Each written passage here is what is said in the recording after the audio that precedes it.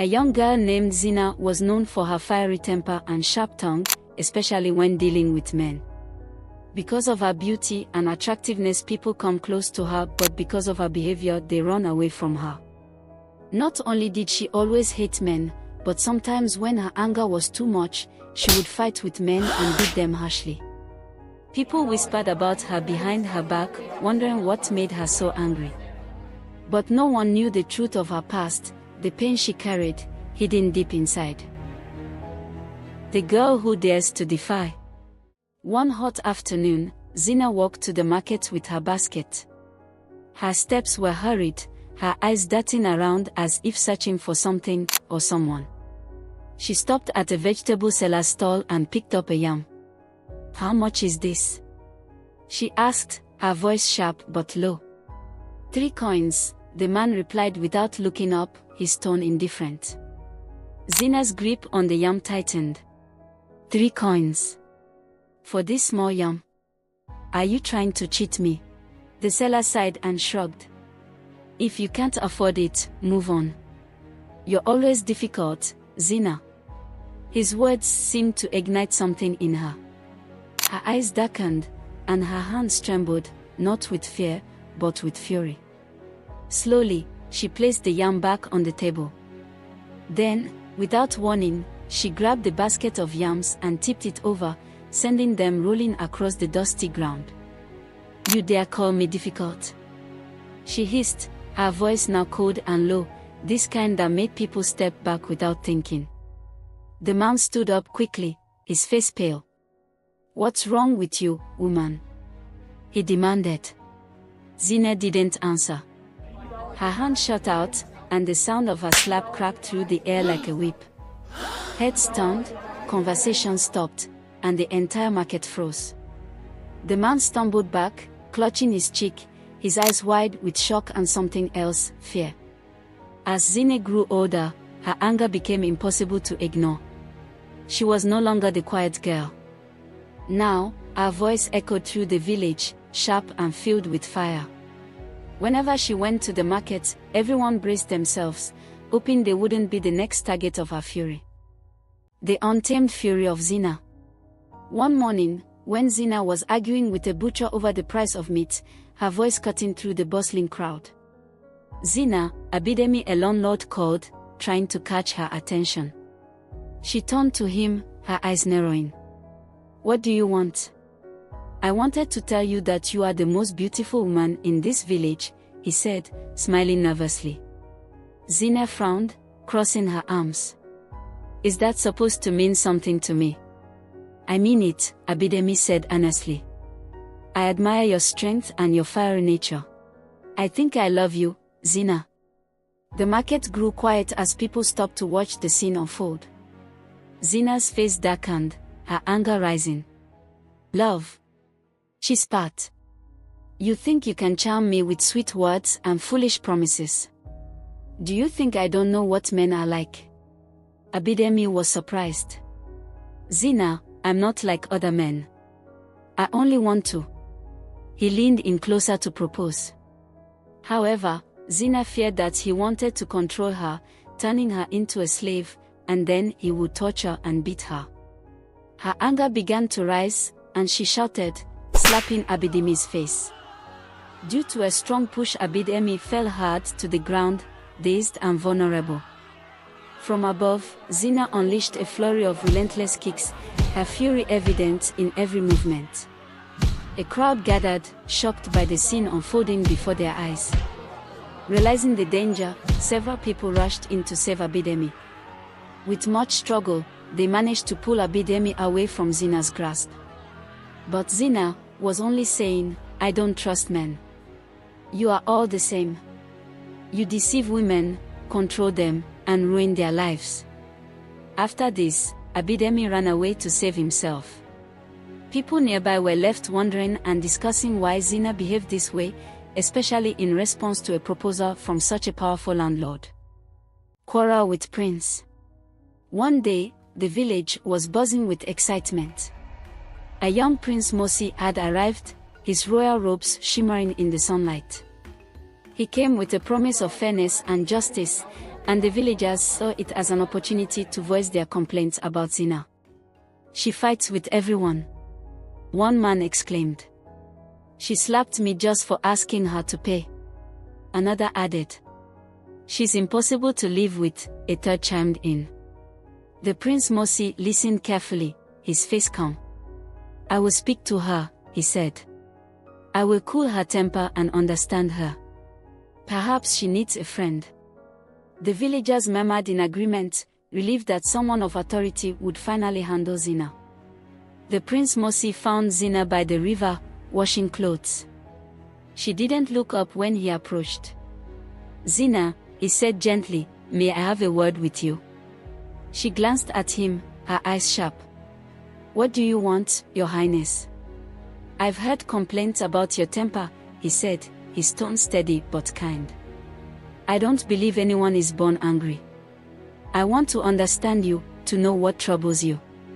Zena raised an eyebrow, surprised. No one had ever spoken to her this way before. Most people either avoided her or shouted back. "I don't need your pity," she said, her voice firm. "It's not pity," the Prince Mosi replied.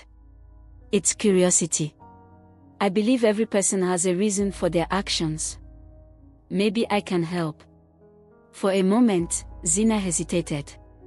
She saw no mockery in his eyes, only sincerity. "Fine," she said finally. "But don't think you can change me." The prince smiled. "I don't want to change you. I just want to be your friend." Zena nodded in agreement, initially thinking that the prince was just another man trying to impress her, control her, and use her for his own purposes. However, she softened a little and decided to engage with him in a more cheerful manner. Sensing that Zena was now listening to him and following his lead, the Prince Mosi reached out to take her hand. In response, Zena's temper flared, and she slapped the prince hard, causing him to fall. The prince's guards quickly intervened, protecting him from Zena. Onlookers were shocked by her boldness, as Zena showed no regard for the prince, maintaining her strong and unyielding attitude. People whispered about her behind her back, curious about the source of her anger. However, no one knew the truth of her past or the pain she carried, concealed deep within her. The king's summons. The news arrived at the palace with swift urgency. Zena, the woman of the village, was being summoned to stand before the king. Words had spread of her recent behavior toward the prince, a conduct deemed inappropriate and rebellious. The king, a ruler known for his wisdom and justice, decided that it was time to understand the reasons behind her actions. He wanted not only to punish her but to uncover the source of the anger that had caused her to act so boldly. The village chief, a man of respect and authority, was tasked with delivering the king's summons. He approached Zena's humble home, carrying the royal message in his hands. As soon as she read the words, Zena's heart boiled with fury. The idea of answering to the king, especially after everything that had transpired, only intensified her resentment. She felt no fear, only a burning desire for her voice to be heard. The weight of the summons only spurred her onward. She would not shrink away from this confrontation. With her anger fueling her determination, Zena set out for the palace. The grandness of the building, with its towering golden walls and gleaming floors, only served to remind her of the vast gulf between the royal world and her own. Yet, as she walked through the palace halls, her steps were firm and unyielding. Her head was held high, and her eyes were fixed on the path before her, knowing that she would face whatever awaited her without flinching. At the heart of the palace, the king awaited her arrival. He sat on a high, ornate throne, his presence commanding respect. His expression was calm yet inquisitive, his eyes revealing a depth of understanding. He had heard whispers of Zena's defiance toward the prince and the men of the village, and now he sought to understand the cause of her anger. "Zena," the king spoke, his voice resonating in the vast hall, "I have heard of your troubled heart and your anger toward men. Such feelings are not born without reason, and I wish to know, why do you harbor such resentment?"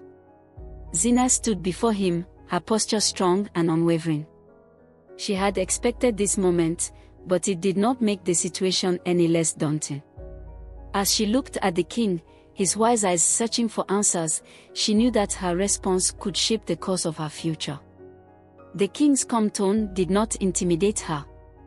Instead, it spurred her to find the words to explain her emotions, her struggles, and the reasons behind her difficult relationship with the men who had once shaped her life. The stage was set, and Zena was ready to speak her truth. There was complete silence. Everyone was eager to listen her story. As she tried to speak, her eyes filled up and she started to cry. All her old memories come back to her. She would remember her old memories, the cruelty done to her mother, her aunt, her cousins, and her voice would stop again and again, but insistence of king. She tried to tell the truth.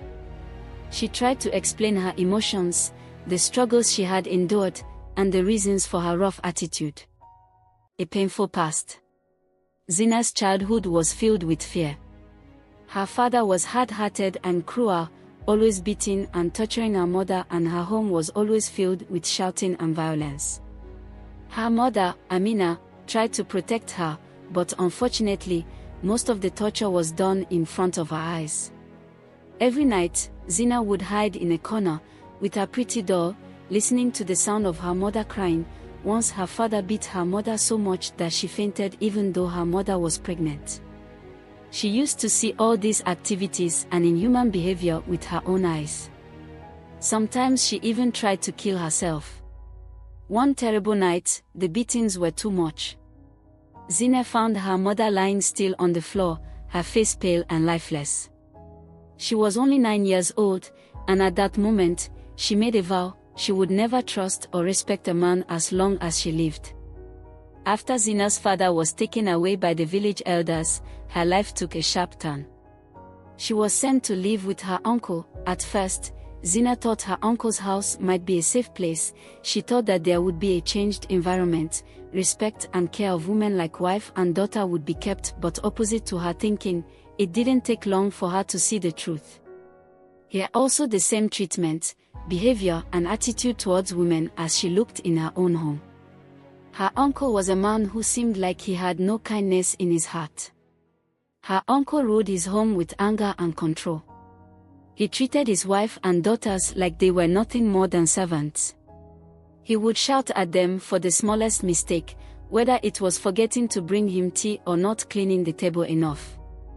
If they tried to speak back, his punishments were harsh and cruel. Zena watched all this with growing anger in her heart. Every day, she saw how her uncle crushed the spirits of the women in the house, and she hated it. She hated him. She hated the way men seemed to think they could control everything, bending others to their will. It reminded her of the stories she had heard about her father, and though she missed him, part of her wondered if he had been the same. As time passed, Zena made a promise to herself. She swore that no man would ever have power over her. She would never let herself be controlled, shouted at, or punished like her aunt and cousins. She would live her life on her terms, no matter what it took. The truth revealed. For a moment, Zena stood in silence. The grand hall was so quiet, she could hear her own heartbeat. Then, she spoke. Her voice was steady but filled with pain. "I hate men because they've ruined my life," she said. "My father killed my mother with his violence. My uncle crushed the spirit of every woman in his house. Men believe they are rulers, but all they bring is suffering." Her words shocked everyone in the room. The king's face turned sorrowful, and the nobles whispered among themselves. Zena's voice broke as she continued, tears streaming down her face. "I don't hate men because I want to. I hate them because they taught me to." The king walked to Zena slowly, choosing his words carefully. When he reached her, he looked into her eyes kindly. He knew she was hurt and angry, and he wanted to help her, not judge her. "Zena," he said gently, "I know you've been deeply hurt, and your anger is understandable. The pain others caused you is real, and it's not fair. But not all men are like those who hurt you. Zena didn't reply but listened. The king's words showed he understood her pain, but he also wanted her to think about letting go of her anger. He said, "To stop this pain, we need to change. Men need to learn to treat women with kindness and respect.